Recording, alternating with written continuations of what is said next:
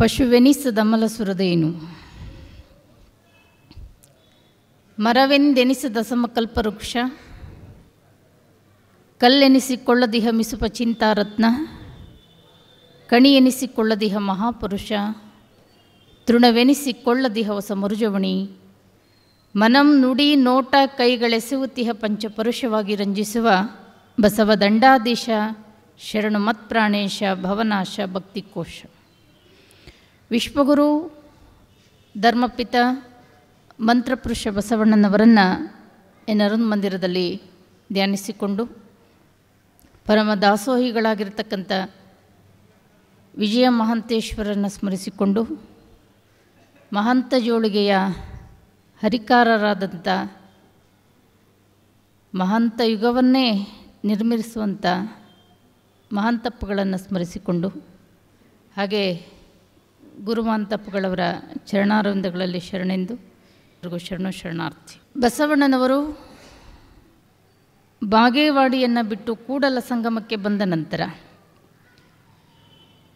ಕೂಡಲ ಸಂಗಮದಲ್ಲಿ ಪುರೋಹಿತರು ಪೂಜಾರಿಗಳು ದೇವರ ಧರ್ಮದ ಹೆಸರಿನಲ್ಲಿ ಸುಲಿಗೆ ಮೋಸ ವಂಚನೆಗಳನ್ನು ಕಂಡರು. ಆಮೇಲೆ ದೇವರು ಧರ್ಮ ಅನ್ನುವಂಥದ್ದು ಎಲ್ಲರ ಸ್ವತ್ತು ಆಗಿರಲಿಲ್ಲ, ಎಲ್ಲರಿಗೂ ಎಟುಕ್ತಿರಲಿಲ್ಲ, ಎಲ್ಲರಿಗೂ ಮುಟ್ಟುತ್ತಿರಲಿಲ್ಲ. ಮಧ್ಯವರ್ತಿಗಳು ದಲ್ಲಾಳಿಗಳು ಈ ರೀತಿ ಕಂಡು ಬಸವಣ್ಣನವರಿಗೆ ಅನ್ನಿಸ್ತು ಅವರ ಭಗವಂತನನ್ನು ಅವರೇ ಪೂಜೆ ಪ್ರಾರ್ಥನೆಯನ್ನು ಮಾಡಬೇಕು. ಇದಕ್ಕೆ ಹೊರತಾಗಿ ಎಲ್ಲರಿಗೂ ಭಗವಂತ ಎಟುಕೋ ರೀತಿಯಲ್ಲಿ ಸಿಗುವಂತೆ ಆಗಬೇಕು ಅಂತ ಅವರ ಒಂದು ತಲೆಯಲ್ಲಿ ಒಂದು ಹೊಸ ಧರ್ಮ ಪ್ರಾರಂಭ ಆಗ್ತದೆ.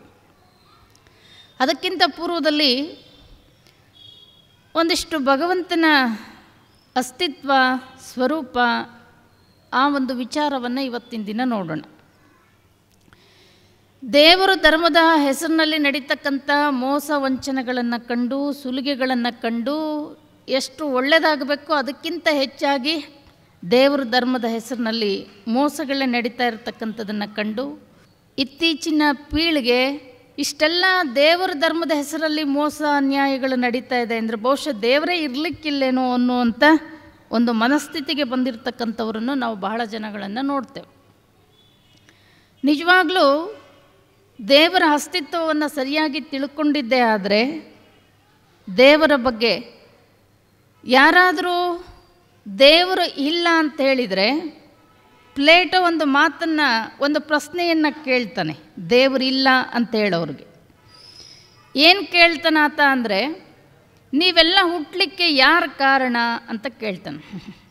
ನೀವೆಲ್ಲ ಹುಟ್ಟಲಿಕ್ಕೆ ಯಾರು ಕಾರಣ? ನಮ್ಮಪ್ಪ ಅವ್ವ ಕಾರಣ. ನಿಮ್ಮಪ್ಪ ಕಾರಣ. ನಿಮ್ಮಪ್ಪನಿಗೆ ಯಾರು ಕಾರಣ? ಅವರಪ್ಪ ಕಾರಣ. ಅವರಪ್ಪನಿಗೆ ಯಾರು ಕಾರಣ? ಅವರಪ್ಪನಿಗೆ ಕೊನೆಗೊಬ್ಬ ಯಾರು ಅಪ್ಪಿಲ್ದ ಇದ್ದವನು ಇರಬೇಕಲ್ಲ. ನಿಮ್ಮಪ್ಪನಿಗೆ ಅವರಪ್ಪ, ಅವರಪ್ಪನಿಗೆ ಅವರಪ್ಪ, ಅವರಪ್ಪನಿಗೆ ಅವರಪ್ಪ ಅಂತ ಕಾರ್ಯ ಕಾರಣದ ಪರಂಪರೆಯನ್ನು ಇಟ್ಕೊಂಡು ಹೋದಾಗ ತನಗೊಬ್ಬ ಅಪ್ಪನಿಲ್ಲದೆ ತಾನೆಲ್ಲರಿಗೂ ಅಪ್ಪನಾಗಿರುವಂಥ ಯಾವುದೋ ಶಕ್ತಿ ಈ ಜಗತ್ತಿನಲ್ಲಿ ಇರಬೇಕು. ಹೌದಾ? ಕೊನೆ ಮುಟ್ಟಿದಾಗ ನಿಮ್ಮಪ್ಪನಿಗೆ ಅವರಪ್ಪ, ಅವರಪ್ಪನಿಗೆ ಅವರಪ್ಪ ಅಂತ ಇಟ್ಕೊಂಡು ಹೋದರೆ ಅಪ್ಪಿಲ್ಲದೆ ಇದ್ದವನು ಯಾರು ಇರಬೇಕಲ್ಲ. ಅವನೇ ಈ ಜಗತ್ತಿಗೆ ಪರಿಪೂರ್ಣ ತಂದೆ ತಾಯಿ. ಅವನೇ ಈ ಜಗತ್ತಿಗೆ ನೀವ್ಯಾರು ಪರಿಪೂರ್ಣವಾದ ತಂದೆ ತಾಯಿ ಅಲ್ಲಂತೆ. ಯಾಕಲ್ಲ ಅಂದರೆ ನೀವು ಒಂದು ಮಗುವಿಗೆ ತಂದೆ ತಾಯಿ ಆಗೋದಕ್ಕಿಂತ ಪೂರ್ವದಲ್ಲಿ ನೀವು ಮತ್ತೊಬ್ಬನಿಗೆ ಏನಾಗಿದ್ರಿ? ನೀವು ಮಗ ಆಗಿದ್ರಿ, ನೀವು ಮಗಳಾಗಿದ್ರಿ. ಹಾಗಾಗಿ ಪರಿಪೂರ್ಣವಾದ ತಂದೆ ತಾಯಿ ಅಲ್ಲಂತೆ. ಯಾರು ಪರಿಪೂರ್ಣವಾದ ತಂದೆ ತಾಯಿ ಅಂದರೆ ಅದಕ್ಕೆ ಬಸವಣ್ಣ ಹೇಳಿದ್ದು ತಂದೆ ನೀನು, ತಾಯಿ ನೀನು, ಬಂಧು ನೀನು, ಬಳಗ ನೀನು, ಎನಗೆ ನೀನಲ್ಲದೆ ಮತ್ತಾರೂ ಇಲ್ಲ ಕೂಡಲ ಸಂಗಮ ದೇವ. ಅವನೇ ಪರಿಪೂರ್ಣವಾದ ತಂದೆ ತಾಯಿ. ಅವನೇ ತನಗೊಬ್ಬ ಅಪ್ಪನಿಲ್ಲದೆ ತಾನೆಲ್ಲರಿಗೂ ಅಪ್ಪನಾಗಿರ್ತಕ್ಕಂಥ ವ್ಯಕ್ತಿ. ತನಗೊಂದು ಆಧಾರ ಇಲ್ಲದೆ ತಾನೆಲ್ಲರಿಗೂ ಆಧಾರವಾಗಿರುವಂಥ ವ್ಯಕ್ತಿ. ಹುಟ್ಟು ಸಾವುಗಳಲ್ಲಿ ನಮ್ಮನ್ನೆಲ್ಲ ಚಕ್ರದಲ್ಲಿ ತಿರುಗಿಸಿ ತಾನು ತಿರುಗದೇ ಇರತಕ್ಕಂಥ ವ್ಯಕ್ತಿ. ಆ ವ್ಯಕ್ತಿಗೆ ನಾವು ದೇವರು ಅಂತ ಕರೆದ್ವಿ. ಯಾಕೆ ದೇವರು ಅಂತ ಕರೆದ್ವಿ ಅಂದರೆ ಅಂದರೆ ದೇಹ ಇಲ್ಲದೆ ಇದ್ದವನು ಅಂತ. ಅಂದರೆ ದೇಹ ಇಲ್ಲದೆ ಇದ್ದವನು. ವಾ ಅಂದರೆ ವರ್ಣ ಇಲ್ಲದೆ ಇದ್ದವನು. ರು ಅಂದರೆ ರೂಪ ಇಲ್ಲದೆ ಇದ್ದವನು. ವರ್ಣವಿಲ್ಲದ, ದೇಹವಿಲ್ಲದ, ರೂಪವಿಲ್ಲದ ಭಗವಂತ. ಆತ ನಿರಾಕಾರ, ನಿರಂಜನ, ಸರ್ವವ್ಯಾಪಿ, ಸರ್ವಶಕ್ತ. ಇನ್ನೂ ಮತ್ತೊಂದಿಷ್ಟು ದೇವರಿಲ್ಲ ಅಂತ ಹೇಳಿದರೆ ಅಕ್ಕ ಮಹಾದೇವಿ ಕೇಳ್ತಾಳೆ. ದೇವರು ಇಲ್ಲ ಅನ್ನೋರಿಗೆ ಅಕ್ಕ ಕೇಳ್ತಾಳೆ, ಈಳೆ ನಿಂಬೆ ಮಾವು ಮಾದಲಕ್ಕೆ ಉಳಿ ನೀರ ನೆರೆದವರಾರು. ಈಳೆ ನಿಂಬೆ ಮಾವು ಮಾದಲಕ್ಕೆ ಉಳಿ ನೀರ ನೆರೆದವರಾರು. ಉಳಿ, ಸಿಹಿ, ಕಹಿ, ಒಗರು ವಿಜ್ಞಾನಿಗಳು ಮಾಡ್ಯಾರೇನ್ರಿ? ಇಲ್ಲ. ನೀವೆಷ್ಟೆಲ್ಲ ಮುಂದುವರೆದಿರ್ಬೋದು, ವಿಜ್ಞಾನ ಏನೆಲ್ಲ ಮಾಡಿರ್ಬೋದು, ನಿಮ್ಮಿಂದೊಂದಿಷ್ಟು ಭತ್ತ, ರಾಗಿ, ಜೋಳ ವಿಜ್ಞಾನದಿಂದ ಮಾಡಲಿಕ್ಕೆ ಬರ್ತದೇನು? ಈಳೆ ನಿಂಬೆ ಮಾವು ಮಾದಲಕ್ಕೆ ಉಳಿ ನೀರ ನೆರೆದವರಾರು. ಕಬ್ಬು, ಬಾಳೆ, ಹಲಸು, ನಾರಿವಾಳಕ್ಕೆ ಸಿಹಿ ನೀರ ನೆರೆದವರು ಯಾರು? ಯಾರು ಮಾಡ್ಯಾರೆ? ಒಂದೇ ನೆಲ, ಒಂದೇ ಜಲ, ಒಂದೇ ಸೂರ್ಯನ ಕಿರಣ, ಒಂದೇ ಗೊಬ್ಬರ, ಒಂದೇ ಮಣ್ಣು. ಒಂದು ಗಿಡದಲ್ಲಿ ಹುಳಿ, ಒಂದು ಗಿಡದಲ್ಲಿ ಸಿಹಿ, ಒಂದರಲ್ಲಿ ಕಹಿ, ಒಂದರಲ್ಲಿ ಹೊಗರು, ಒಂದರಲ್ಲಿ ವಿಷ. ಯಾರು ಮಾಡ್ಯಾರ ಇದನ್ನು? ಮತ್ತು ಸರ್ವಜ್ಞ ಕೇಳ್ತಾನೆ, ಚಿತ್ರವನ್ನು ನವಿಲಿ ನೋಡು. ಚಿತ್ರವನ್ನು ಯಾರಾದರೂ ದೇವರಿಲ್ಲ ಅನ್ನೋರಿಗೆ ಸರ್ವಜ್ಞ ಕೇಳ್ತಾನೆ, ಚಿತ್ರವನ್ನು ನವಿಲಿ ನೋಡು, ವಿಚಿತ್ರವನ್ನು ಗಗನದೋಳು, ಪತ್ರೆ ಕುಸುಮದೋಳು ವಿವಿಧ ವರ್ಣವನು, ತುಂಬಿದವರಾರೋ ಸರ್ವಜ್ಞ. ಒಬ್ಬ ಹೆಣ್ಣುಮಗಳು ನೀವೆಷ್ಟೇ ಶೃಂಗಾರ ಮಾಡಿಕೊಂಡ್ರು ಬಹುಶಃ ನವಿಲಿನಷ್ಟು ಸುಂದರವಾಗಿ ಕಾಣಲಿಕ್ಕೆ ಸಾಧ್ಯ ಇಲ್ಲ. ನಮ್ಮ ರಾಷ್ಟ್ರದ ಸುಂದರ ಪಕ್ಷಿ ಯಾವುದು? ನವಿಲು. ಆ ನವಿಲಿನ ಚಿತ್ರ, ವರ್ಣ, ವಿನ್ಯಾಸ, ಆ ಸೌಂದರ್ಯ ನವಿಲಿಗೆ ಕೊಟ್ಟವ್ರು ಯಾರು? ವಿಜ್ಞಾನಿಗಳು ಕೊಟ್ಟರೇನು? ಚಿತ್ರವನ್ನು ನವಿಲಿ ನೋಡು, ವಿಚಿತ್ರವನ್ನು ಗಗನದೋಳು. ಆಕಾಶ ಕಣ್ಣೆತ್ತಿ ನೋಡಿರಿ, ಏನು ಅದ್ಭುತ! ಯಾವ ವಿಜ್ಞಾನಿಗಳಿಗೂ ಎಟಕಲಿಕ್ಕೆ ಎಷ್ಟು ನಕ್ಷತ್ರಗಳು, ಸೂರ್ಯ, ಚಂದ್ರ, ಏನು ಅದ್ಭುತ! ಯಾರು ಮಾಡ್ಯಾರ ಇದನ್ನು? ವಿಚಿತ್ರವನ್ನು ಗಗನದೋಳು, ಪತ್ರೆ ಕುಸುಮದೋಳು ವಿವಿಧ ವರ್ಣವನು. ಎಷ್ಟು ಥರ ಹೂವು, ಎಷ್ಟು ಥರ ಕಲರ್, ಎಷ್ಟು ಥರ ಡಿಸೈನ್, ಎಷ್ಟು ಥರ ಸುವಾಸನೆ. ಯಾರು ಮಾಡ್ಯಾರ ಇದನ್ನು? ಪತ್ರೆ ಕುಸುಮದೋಳು ವಿವಿಧ ವರ್ಣವನು, ತುಂಬಿದವರಾರೋ ಸರ್ವಜ್ಞ. ಹಿಂಗಿನೊಳು ನಾತವನು, ಹಿಂಗಿನೊಳು ನಾತವನು, ತೆಂಗಿನೊಳು ಎಳನೀರ, ಭೃಂಗ ಕೋಗಿಲೆಗೆ ಕಂಠವನು, ತುಂಬಿದವರಾರೋ ಸರ್ವಜ್ಞ. ಹಿಂಗಿನಲ್ಲಿರ್ತಕ್ಕಂಥ ವಾಸನೆಯನ್ನು ಯಾರು ಕೊಟ್ಟರೆ? ತೆಂಗಲ್ಲಿರುವಂಥ ಎಳನೀರನ್ನು ಯಾರು ಕೊಟ್ಟಿದ್ದಾರೆ? ಭೃಂಗ ಕೋಗಿಲೆಗೆ ಕಂಠವನು. ನಮ್ಮ ಭಾರತದ ಕೋಗಿಲೆ ಅಂತ ಯಾರಿಗೆ ಕರೆದ್ರು? ಆಕಿ ಧ್ವನಿ ಹೆಂಗಿದೆ ಅಂದರೆ, ಸರೋಜಿನಿ ನಾಯ್ಡು ಧ್ವನಿ ಹೆಂಗಿದೆ ಅಂದರೆ ಕೋಗಿಲೆ ಧ್ವನಿ ಇದ್ದಂಗಿದೆ ಅಂದರು. ಹೌದಾ? ಯಾರು ಕೋಗಿಲೆ ಧ್ವನಿ ಸರೋಜಿನಿ ನಾಯ್ಡು ಧ್ವನಿ ಇದ್ದಂಗಿದೆ ಅಂತ ಹೇಳಲಿಲ್ಲ. ಸರೋಜಿನಿ ನಾಯ್ಡು ಧ್ವನಿ ಹೆಂಗಿದೆ? ಕೋಗಿಲೆ ಧ್ವನಿ ಇದ್ದಂಗಿದೆ ಅಂದರು. ಯಾರು ಕೋಗಿಲೆ ಧ್ವನಿ ಸರೋಜಿನಿ ನಾಯ್ಡು ಧ್ವನಿ ಇದ್ದಂಗಿದೆ ಅಂತ ಹೇಳಲಿಲ್ಲ. ಅಂಥ ಸುಂದರವಾಗಿರ್ತಕ್ಕಂಥ ಕಂಠವನ್ನು ಕೋಗಿಲೆಗೆ ಕೊಟ್ಟವರು ಯಾರು? ಹಿಂಗಿನೊಳು ನಾತವನು, ತೆಂಗಿನೊಳು ಎಳನೀರ, ಭೃಂಗ ಕೋಗಿಲೆಗೆ ಕಂಠವನು, ತುಂಬಿದವರಾರೋ ಸರ್ವಜ್ಞ. ಯಾರು ತುಂಬಿದ್ದಾರೆ ಇದನ್ನು? ಯಾರು ತುಂಬಿದ್ದಾರೆ? ಭಗವಂತ. ನಾವು ನಮಗೆ ಎಟುಕೋದಿಲ್ಲ, ಈ ಜಗತ್ತು ಸ್ವಲ್ಪ ಸುಮ್ಮನೆ ಹಂಗೆ ವಿಚಾರ ಮಾಡಿರಿ. ನೀವು ಏನು ಅದ್ಭುತ ಇದೆ ಅಂತೇಳಿದರೆ ಸುಮ್ಮನೆ ನಮ್ಮ ಶರೀರನೇ ವಿಚಾರ ಮಾಡ್ಕೊಳ್ರಿ ನೀವು.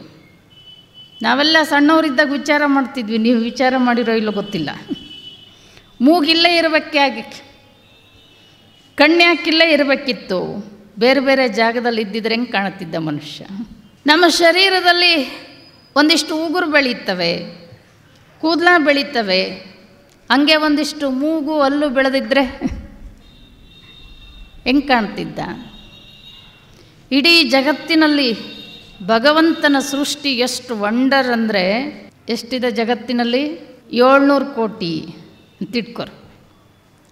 ಒಂದು 350 ಕೋಟಿ ಮಹಿಳೆಯರು, ಒಂದು 350 ಕೋಟಿ ಪುರುಷರು. ಒಬ್ರಿದ್ದಂಗೆ ಒಬ್ಬರಿಲ್ಲ. ಯಾವುದರಲ್ಲಾದರೂ ವ್ಯತ್ಯಾಸ ಇದೆ, ಸಣ್ಣ ಪುಟ್ಟ ಆದರೂ ವ್ಯತ್ಯಾಸಗಳಿದೆ. ಒಂದು ವೇಳೆ ಭಗವಂತನ ಸೃಷ್ಟಿಯಲ್ಲಿ 350 ಕೋಟಿ ಹೆಣ್ಣುಮಕ್ಕಳೆಲ್ಲ ಒಂದೇ ಥರ ಇದ್ದು, 350 ಕೋಟಿ ಪುರುಷರೆಲ್ಲ ಒಂದೇ ಥರ ಇದ್ದಿದ್ರೆ ಯಾರ ಗಂಡ, ಯಾರ ಮಕ್ಕಳು, ಯಾರ ಹೆಂಡತಿ ಏನಾಗ್ಬೋದಿತ್ತು ಬಹುಶಃ ಈ ಜಗತ್ತು.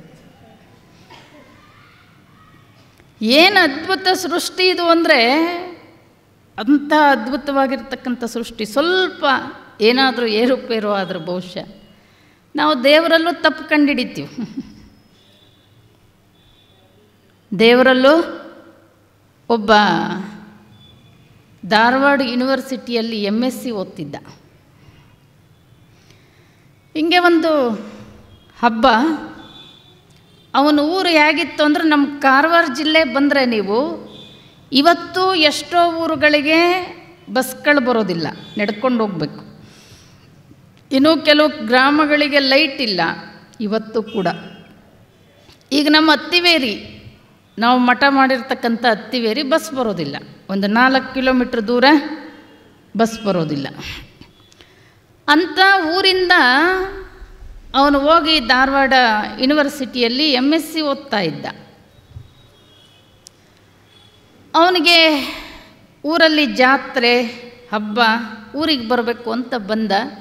ಒಂದು 2 ಕಿಲೋಮೀಟ್ರ್ ನಡೆದಿದ್ದ, ಬಸ್ ಬರೋದಿಲ್ಲ, ನಡ್ಕೊಂಡು ಬರಬೇಕು. ಬಿಸಿಲಿತ್ತು, ಮಧ್ಯಾಹ್ನ, ಬಾಯಾರಿಕೆ ಆಯಿತು. ಈಗಿನ ಹುಡುಗರ ಶಕ್ತಿ ಗೊತ್ತಲ್ಲ ನಿಮಗೆ, ಸಣ್ಣ ವಯಸ್ಸಿಗೆ ಎಲ್ಲ ಚಟಗಳು ಗಂಟು ಬಿದ್ದಿರ್ತವೆ.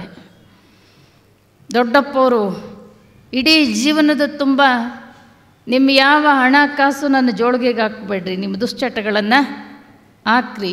ಯಾಕೆಂದರೆ ಮಾನವ ಜನ್ಮ ದೊಡ್ಡದು, ಹಾಳು ಮಾಡಬೇಡಿ ಹುಚ್ಚಪ್ಪಗಳಿರ, ಇದು ಕೂಡಲ ಸಂಗಮ ದೇವರ ಒಲಿಸ ಬಂದ ಪ್ರಸಾದ ಕಾಯ. ಇದರಲ್ಲಿ ಏನು ತುಂಬಬೇಕು ಅಂತ ಪ್ರಜ್ಞೆ ಇರಬೇಕು, ಏನೇನೂ ತುಂಬೋದಲ್ಲ ಇದರಲ್ಲಿ.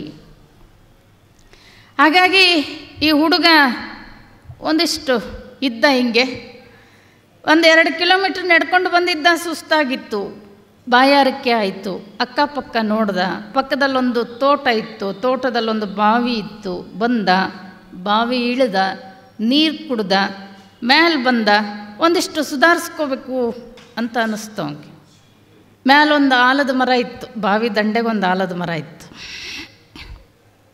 ಆಲದ ಮರದ ಕೆಳಗೆ ಕುಂತ. ಆ ತೋಟದವ್ರು ಏನು ಮಾಡಿದ್ರು ಅಂದರೆ, ಬಾವಿ ಪಕ್ಕದಲ್ಲಿ ಒಂದು ಕುಂಬಳಕಾಯಿ ಬಳ್ಳಿ ಹಾಕಿದ್ರು. ಆ ಬಳ್ಳಿಗೆ ಸುಮಾರು 10 ಇಷ್ಟಿಷ್ಟು ದಪ್ಪ ಕುಂಬಳಕಾಯಿ ಬಿಟ್ಟಿದ್ದು. ಮರದ ಮ್ಯಾಲೆ ನೋಡ್ದ, ಇಷ್ಟಿಷ್ಟೇ ಆಲದ ಕಾಯಿ ಬಿಟ್ಟಿದ್ದು. ಅವ ಅಂದ, ಈ ದೇವ್ರಿಗೊಂಚೂರು ಬುದ್ಧಿ ಇಲ್ಲ ಅಂದವ. ಈ ದೇವರಿಗೆ ಒಂದಿಷ್ಟು ಬುದ್ಧಿ ಇಲ್ಲ, ನಮಗಿರೋ ಅಷ್ಟು ನಾಲೆಡ್ಜು ಅವನಿಗಿಲ್ಲ. ಇಷ್ಟು ಸಣ್ಣ ಬಳ್ಳಿಗೆ ಇಟ್ಟು ದಪ್ಪ ಕಾಯಿ ಕೊಟ್ಟನೆ, ಇಷ್ಟು ದೊಡ್ಡ ಮರಕ್ಕೆ ಇಷ್ಟು ಸಣ್ಣ ಸಣ್ಣ ಕಾಯಿ ಕೊಟ್ಟನೆ. ಇಷ್ಟು ತಿಳುವಳಿಕೆ ಇಲ್ಲದೆ, ಇಷ್ಟು ನಾಲೆಡ್ಜ್ ಇಲ್ಲ ಇರ್ತಕ್ಕಂಥ ಆ ದೇವ್ರನ್ನ ಯಾಕೆ ಪೂಜೆ ಮಾಡಬೇಕು ಅನ್ನಿಸ್ತವನಿಗೆ. ನಮಗಿಷ್ಟಷ್ಟು ಪ್ರಜ್ಞೆ ಇವನಿಗಿಲ್ಲ ಅಂದರೆ, ಇನ್ನು ಮೇಲೆ ಅವನನ್ನು ಅಂದವ ಯಾರು, MSc ಜಾಣ. ಆಮೇಲೆ ನಡೆದು ಬಂದಿತ್ತ, ಸುಸ್ತಾಗಿತ್ತು, ಒಂದಿಷ್ಟು ತಣ್ಣಗೆ ನೀರು ಕುಡಿದಿದ್ದ, ತಣ್ಣಗೆ ಸುಳಿಗಾಸೆ ಬೀಸ್ತಾ ಇತ್ತು. ಸ್ವಲ್ಪ ಹಂಗೆ ಜಂಪ್ ಹತ್ತತ್ತು ಅವನಿಗೆ. ಗಾಳಿಗೇನಾಯಿತು ಅಂದರೆ, ಒಂದು ಆಲದ ಕಾಯಿ ಕಿತ್ತು ಮೂಗಿನ ಮೇಲೆ ಬಿತ್ತು. ಎಚ್ಚರಾಗಿ ನೋಡ್ತಾನೆ, ಮೂಗಿನಲ್ಲಿ ಬಳಬಳ ರಕ್ತ ಬರ್ತಿತ್ತು. ಆವಾಗಂದ, ಭಗವಂತ ನಿನಗೆ ಶರಣು ಶರಣಾರ್ಥಿ ಕಣಯ್ಯ ಅಂದ. ನಾನು ಹೇಳಿದ ಪ್ರಕಾರ ಎಲ್ಲರೂ ಈಟಿಡ್ದಪ್ಪ ಕುಂಬಳಕಾಯಿ ಮರದ ಮೇಲಿದ್ದು, ಅದೇನಾದರೂ ಕಿತ್ಕೊಂಡು ಮೂಗಿನ ಮೇಲೆ ಬಿದ್ದಿದ್ರೆ ಏನಾಗ್ತಿತ್ತು? ಮೂಗು ಚಟ್ನಿ ಆಗೋಗ್ತಿತ್ತು. ಹಿಡಿಹಣ್ಣು ಕುಂಬಳಕ್ಕೆ, ಹಿಡಿಹಣ್ಣು ಕುಂಬಳಕ್ಕೆ, ಮಿಡಿಹಣ್ಣು ಆಲಕ್ಕೆ, ಅಡಿ ನೆರಳಲಿಪ್ಪ ಮೃಡನು ತಾ ಕೆಡದಂತೆ ಮಾಡಿಹನು ಸರ್ವಜ್ಞ. ಯಾಕೆ ಮಾಡ್ಯಾನ ದೇವ್ರಂಗೆ? ಸಣ್ಣ ಬಳ್ಳಿಗೆ ಇಷ್ಟಿಷ್ಟು ದಪ್ಪ ಯಾಕೆ ಕಾಯಿ ಕೊಟ್ಟನೆ? ಅಷ್ಟು ದೊಡ್ಡ ಮರಕ್ಕೆ ಇಷ್ಟಿಷ್ಟೇ ಆಲದ ಕಾಯಿ ಯಾಕೆ ಕೊಟ್ಟನ್ರಿ? ಅದರಲ್ಲಿ ಒಂದು ಉದ್ದೇಶ ಇದೆ. ಅದರಲ್ಲೇನಿದೆ? ಒಂದು ಉದ್ದೇಶ ಇದೆ. ಅಷ್ಟು ದೊಡ್ಡ ಮರಕ್ಕೆ ಇಷ್ಟಿಷ್ಟೇ ಕಾಯಿ ಕೊಡೋದ್ರಲ್ಲಿ, ಇಷ್ಟು ಸಣ್ಣ ಬಳ್ಳಿಗೆ ಅಷ್ಟಷ್ಟು ದಪ್ಪ ಕುಂಬಳಕಾಯಿ ಕೊಡೋದ್ರಲ್ಲಿ ಒಂದು ಉದ್ದೇಶ ಇದೆ. ಈ ಜಗತ್ತು ಏನು ಭಗವಂತನ ಸೃಷ್ಟಿ ಇದೆ, ಯಾವುದೂ ಉದ್ದೇಶ ಇಲ್ಲದೆ ನಡೀತಾ ಇಲ್ಲ. ಎಲ್ಲದರಲ್ಲೂ ಒಂದು ಉದ್ದೇಶ ಇದೆ. ನಮಗೆ ಅರ್ಥ ಆಗದೆ ಅವನನ್ನು ಬೈತೀವಿ ನಾವು. ನಮಗೆ ಅರ್ಥ ಆಗದೆ ಎಂಥ ಅದ್ಭುತ ಶಕ್ತಿ ಇದೆ. ನೀವು ಸಣ್ಣದನ್ನು ನೆಗ್ಲೆಕ್ಟ್ ಮಾಡುವಂಗಿಲ್ಲ. ಒಂದು ಆಲದ ಮರದ ಬೀಜ, ಆಲದ ಮರದ ಬೀಜ, ನೀವೊಂದು ಸಾಸಿವೆ ಕಾಳನ್ನು ಒಂದು 5-6 ಭಾಗ ಮಾಡಿದರೆ ಒಂದು ಭಾಗ, 5-6 ಭಾಗ ಮಾಡಿದರೆ ಒಂದು ಭಾಗ ಬೀಜ. ಅದಕ್ಕೊಂಚೂರು ಮಣ್ಣು, ಒಂಚೂರು ನೀರು ಕೊಟ್ಟು ನೋಡ್ರಿ, ಆ ಬೀಜದಲ್ಲಿ ಎಂಥ ಶಕ್ತಿ ಇದೆ ಅಂದರೆ, ಇವತ್ತು ಬೆಂಗಳೂರಲ್ಲಿರ್ತಕ್ಕಂಥ ದೊಡ್ಡ ಆಲದ ಮರ ಎಷ್ಟು ಎಕರೆ ಇದೆ? ಅದು ಒಂದು ಆಲದ ಮರ 4-4.5 ಎಕರೆ ಇದೆ. ಬೀಜ ಎಷ್ಟಿತ್ತು? ಆ ಬೀಜಕ್ಕೆ ಎಂಥ ಶಕ್ತಿ ಇದೆ ಅಂದರೆ, ಎಂತೆಂಥ ರಾಜರು ಕಟ್ಟಿರೋ ಕೋಟೆನ ಅಲುಗಾಡಿಸೋ ಶಕ್ತಿ ಇದೆ. ಎಂತೆಂಥ ರಾಜರು ಕಟ್ಟಿರೋ ಕೋಟೆಯನ್ನು ಅಲುಗಾಡಿಸೋ ಶಕ್ತಿ ಆ ಬೀಜಕ್ಕಿದೆ. ಅಂಥ ಅದ್ಭುತವಾಗಿರ್ತಕ್ಕಂಥ ಭಗವಂತನ ಸೃಷ್ಟಿಯಲ್ಲಿ ಎಲ್ಲ ಅದ್ಭುತ. ಅದನ್ನು ಒಂದಿಷ್ಟು ಸೂಕ್ಷ್ಮವಾಗಿ ನಾವು ವಿಚಾರ ಮಾಡ್ತಾ ಹೋದ್ರೆ ಮಾತ್ರ ಗೊತ್ತಾಗ್ತದೆ. ಆದರೆ ಎಲ್ಲಿದ್ದಾನೆ ಭಗವಂತ ಅಂತ ಕೇಳಿದರೆ ಆ ಶಕ್ತಿಯನ್ನು ತೋರಿಸ್ಲಿಕ್ಕೆ ಬರೋದಿಲ್ಲ. ಅದು ಅನುಭವ ವೇದ್ಯ, ಅದು ಅನುಭವ ವೇದ್ಯ. ನಾವು ಯಾರು ಅನುಭವದಿಂದ ಮಹಾತ್ಮರು ಕಂಡುಕೊಂಡಿದ್ದಾರೆ ಅದನ್ನು ತಿಳ್ಕೊಂಡು ನಾವು ಅನುಭವಿಸ್ಲಿಕ್ಕೆ ಕಲಿಬೇಕು. ಅದನ್ನು ಬಿಟ್ಟು ತೋರಿಸ್ರಿ ಅಂದರೆ ತೋರಿಸ್ಲಿಕ್ಕೆ ಬರುವಂಥದ್ದಲ್ಲ ಅದು. ಈ ಜಗತ್ತಿನ ಭಗವಂತನ ಸೃಷ್ಟಿಯ ಹಲವಾರು ವಿಚಾರಗಳನ್ನು ಹಲವಾರು ರೀತಿಯಲ್ಲಿ ಕಂಡ್ಕೋಬೇಕಾಗ್ತದೆ. ಹಾಗೆ ಇದು ಕೂಡ ಹೇಗೆ ಅಂದರೆ ಅನುಭವ ವೇದ್ಯ. ಒಬ್ಬ ಹಿಂಗೆ ಕಾರ್ಯಕ್ರಮಕ್ಕೊಬ್ಬ ಪ್ರೊಫೆಸರ್ ಕರೆಸಿದ್ರು. ಅವ ಕಮ್ಯುನಿಸ್ಟ್, ದೇವರು ಧರ್ಮ ಒಪ್ಪದೇ ಇರತಕ್ಕಂಥವನು. ಅವನು ಭಾಷಣದಲ್ಲಿ ಸುಮಾರು ಗಂಟೆಗಟ್ಟಲೆ ದೇವರಿಲ್ಲ ದೇವರಿಲ್ಲ ದೇವರಿಲ್ಲ ಅಂತ ಹೇಳ್ದ. ಒಂದಿಷ್ಟು ಜನ ಹಿಂಗೆ ಅವನ ಭಾಷಣ ಕೇಳಕ್ಕೆ ಬಂದಿದ್ರು. ಒಬ್ಬ ಹುಡುಗ ಎದ್ದು ನಿಂತು ಹೇಳ್ದ, ಸರ್ ನಿಮಗೆ ಬುದ್ಧಿನೇ ಇಲ್ಲರಿ ಅಂದವ. ಅದಕ್ಕೆ ಅವನಂದ, ಗಂಟೆಗಟ್ಟಲೆ ಭಾಷಣ ಮಾಡಿ ಇಷ್ಟೊತ್ತು ನನಗೆ ಬುದ್ಧಿ ಇಲ್ಲ ಅಂತೀಯಲ್ಲ. ಬುದ್ಧಿ ಇತ್ತು ಅಂತಲೇ ಗಂಟೆಗಟ್ಟಲೆ ಭಾಷಣ ಮಾಡಿ ನಾಯಿ, ಅದು ಹೆಂಗೈತೆ ತೋರಿಸ್ರಿ ಅಂದವ. ಆ ಬುದ್ಧಿ ಹೆಂಗೈತೆ ತೋರಿಸ್ರಿ ಅಂದ. ತೋರಿಸ್ತೀರಾ? ಹೆಂಗೆ ತೋರ್ಸಕ್ಕೆ ಬರ್ತದೆ? ಅದು ಒಳಗಿರ್ತದೆ. ಹಂಗೆ ದೇವ್ರಿಗೆ ಹೆಂಗೆ ತೋರ್ಸಕ್ಕೆ ಬರ್ತದೆ? ಅವ ಒಳಗಿರ್ತಾನೆ, ತೋರಿಸ್ಲಿಕ್ಕೆ ಬರೋದಿಲ್ಲ. ಅದು ಅನುಭವ ವೇದ್ಯ. ಕೆಲವೊಂದಿಷ್ಟನ್ನು ತೋರಿಸ್ಲಿಕ್ಕೆ ಬರೋದಿಲ್ಲ, ಅನುಭವಿಸಿ ಕಂಡ್ಕೋಬೇಕು. ಈಗ ಉದಾಹರಣೆ, ಒಬ್ಬ ಗುರುಗಳ ಹತ್ರ ಒಬ್ಬ ಅವಸರ ಬುದ್ಧಿ ಶಿಷ್ಯ ಆಗಲೆಲ್ಲ ಬಂದು ಹೇಳ್ತಿದ್ದ, ಗುರುಗಳೇ ನಂಗೆ ದೇವ್ರು ತೋರಿಸ್ರಿ, ಗುರುಗಳೇ ನಂಗೆ ದೇವ್ರು ತೋರಿಸ್ರಿ ಅಂತ. ಸಿದ್ಧಾರೂಢರ ಹತ್ರನೂ ಒಬ್ಬನು ಹಿಂಗೆ ಬರ್ತಿದ್ನಂತ, ನಂಗೆ ದೇವ್ರು ತೋರಿಸ್ರಿ. ಒಂದು ಸತಿ ಹಿಂಗೆ ನಾಗಲಿಂಗಜ್ಜ ಬಂದಿದ್ದ ಸಿದ್ಧಾರೂಢರ ಹತ್ರ. ಆ ಹುಡುಗ ಬಂದು ಆಗಲೆಲ್ಲ ನನಗೆ ದೇವ್ರು ತೋರಿಸ್ರಿ ಅಂತ ಕೇಳೋದನ್ನು ಸಿದ್ಧಾರೂಢರು ಬಹಳ ಸೂಕ್ಷ್ಮವಾಗಿ ಹೇಳ್ತಿದ್ರು. ಆದರೂ ಒಂದು ಸ್ವಲ್ಪ ಹೊರಟಿದ್ದ. ಇವರೊಂದು 4-5 ಸತಿ ಇವ್ರ ಕಿವಿಗೆ ಬಿದ್ದಿತ್ತು, ಸಿಟ್ಟು ಬಂದಿತ್ತು. ಏನು ಮಾಡಿದ್ರು ಅಂದರೆ, ಅವ ಏನು ಕೇಳ್ತಿದ್ನಂತೆ ಬಂದು ಸಿದ್ಧಾರೂಢರನ್ನ ಅಂದರೆ, ನಾದ ಅಂದ್ರೇನು, ಬಿಂದು ಅಂದ್ರೇನು, ಕಳೆ ಅಂದರೆ ಏನು, ನಾದ ಬಿಂದು ಕಳೆ ಇದರದ್ದು ನನಗೆ ಅರಿವಾಗಬೇಕು ಅಂತ ಏನದು ಅಂತ ಕೇಳ್ತಿದ್ದ. ಅದಕ್ಕೆ ನಾಗಲಿಂಗಜ್ಜ ಏನು ಮಾಡಿದ್ನಂತೆ, ಒಂದು ಸರದು ನಿಂತು ಕಪಾಳಕ್ಕೆ ಕೊಟ್ಟನಂತೆ. ಅವಾಗೇನು ಶಬ್ದ ಆಯ್ತಲ್ಲ ಒಡೆದಿದ್ದು, ಇದೇ ನೋಡು ನಾದ ಅಂದ್ರಂತವ್ರು. ಆ ಹೊಡೆತಕ್ಕೆ ಕಣ್ಣಾಗ ನೀರು ಬಂದಿದ್ವು, ಮುಖ ಕೆಂಪಾಗಿತ್ತು. ಇದೇ ಕಳೆ. ಏನು ಕಣ್ಣಿಂದ ನೀರು ಬಿದ್ವಲ್ಲ ಅದೇ ಬಿಂದು. ಭಗವಂತ ತೋರಿಸ್ಲಿಕ್ಕೆ ಬರುವಂಥವನಲ್ಲ, ಅವರೇ ಅನುಭವಿಸ್ಬೇಕಾಗಿರ್ತಕ್ಕಂಥದ್ದು. ಗುರುಗಳ ಹತ್ರ ಒಬ್ಬ ಅವಸರ ಬುದ್ಧಿ ಶಿಷ್ಯ ಬಂದು ಅಗಲೆಲ್ಲ ಕೇಳ್ತಿದ್ದ, ಗುರುಗಳೇ ನಂಗೆ ದೇವ್ರು ತೋರಿಸ್ರಿ ಅಂತ. ಗುರುಗಳೇನು ಮಾಡಿದ್ರು, ಒಂದು ದಿನ ಯಾರೋ ತೆಂಗಿನಕಾಯಿ ತಂದಿಟ್ಟಿದ್ರು. ಒಂದು ತೆಂಗಿನಕಾಯಿ ತೊಗೊಂಡು ಬೀಸಿ ಒಂದಿಷ್ಟು ಹೋಗಿದ್ರು. ಅವನಿಗೆ ರಕ್ತ ಸೋರ್ಲಿಕ್ಕೆ ಶುರುವಾಯ್ತು. ಹಿಂಗೆ ಯಾಕೆ ಹೊಡೆದ್ರಿ ಅಂದ. ಹೊಡೆದ್ರೇನಾತಂದ್ರು ಅವ್ರು ಗುರುಗಳು, ಏನು ಹಿಂಗೆ ಗಾಯ ಆಗ್ತದೆ, ಗಾಯ ಆದರೆ ಏನು ಕೀವಾಗ್ತದೆ, ಕೀವಾದ್ರೆ ಏನಾಗ್ತದೆ, ನೋವಾಗ್ತದೆ, ತೋರಿಸಿ ನೋಡೋಣ ನೋವನ್ನು ತೋರಿಸ್ಲಿಕ್ಕೆ ಬರ್ತದೇನೋ.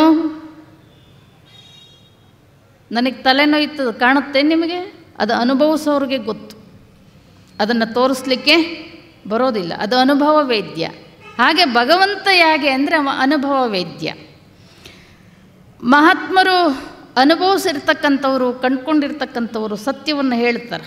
ಹಲವಾರು ಕೆಲವು, ಈಗ ನಾನು ನಿಮಗೆ ಉದಾಹರಣೆ ಕೇಳ್ತೀನಿ, ನೀವು ನಿಮ್ಮ ಅಪ್ಪನ ನೋಡಿರಾ ಅಂತ. ಏನ್ರಿ ಹಿಂಗಂತೀರಿ, ನಾವು ನಮ್ಮಪ್ಪ ಕೂಡ ಬಂದೀವಿ ಇಲ್ಲಿ. ಆದರೆ ನಾ ಹೇಳ್ತೀನಿ, ನೀವು ನಿಮ್ಮ ಅಪ್ಪನ ಪ್ರತ್ಯಕ್ಷವಾಗಿ ನೋಡಲಿಕ್ಕೆ ಸಾಧ್ಯನೇ ಇಲ್ಲ, ನೋಡೇ ಇಲ್ಲ. ನೀವು ಹುಟ್ಟಿ ಬಂದ ನಂತರ ನಿಮಗೊಂಚೂರು ತಿಳುವಳಿಕೆ ಬರಲಿಕ್ಕೆ ಶುರುವಾದಾಗ ನಿಮ್ಮ ತಾಯಿ ಪರಿಚಯ ಮಾಡಿಕೊಡ್ತಾಳೆ, ಇವ ನಿಮ್ಮಪ್ಪ, ನೀವೇನು ನೋಡಿಲ್ಲ ಅವನ್ನ. ನಿಮ್ಮ ತಾಯಿ ಮೇಲೆ ನಂಬಿಕೆ ಇಟ್ಟು ಅವನು ನಮ್ಮಪ್ಪ ಅಂತ ನಂಬ್ತೀವಿ, ನೀವೇನು ಪ್ರತ್ಯಕ್ಷವಾಗಿ ಅವನ್ನ ನೋಡಿಲ್ಲ. ಹಾಗೆ ಮಹಾತ್ಮರ ಮೇಲೆ ನಂಬಿಕೆಯನ್ನು ಇಟ್ಟು ದೇವರನ್ನು ನಂಬಬೇಕು. ಕಂಡ್ಕೊಂಡಿರೋರಿದ್ದಾರೆ, ಅನುಭವಿಸಿರೋರಿದ್ದಾರೆ, ಅವರ ಮೇಲೆ ನಂಬಿಕೆಯನ್ನು ಇಟ್ಟು ನಾವು ಭಗವಂತನನ್ನು ನಂಬಬೇಕಾಗುತ್ತೆ. ಈ ಜಗತ್ತಿನಲ್ಲಿರ್ತಕ್ಕಂಥ ಎಲ್ಲ ನೀವು ಸಣ್ಣ ಪುಟ್ಟ ವಿಚಾರಗಳು ಬಹಳ ಸೂಕ್ಷ್ಮವಾಗಿ ನೋಡ್ತಾ ಹೋದಾಗ ಮಾತ್ರ ಭಗವಂತನ ಇರುವಿಕೆ ನಮಗೆ ಅರ್ಥ ಆಗಲಿಕ್ಕೆ ಸಾಧ್ಯ. ಮಂಗಳದೊಡನೆ ಕಾರ್ಯಕ್ರಮ.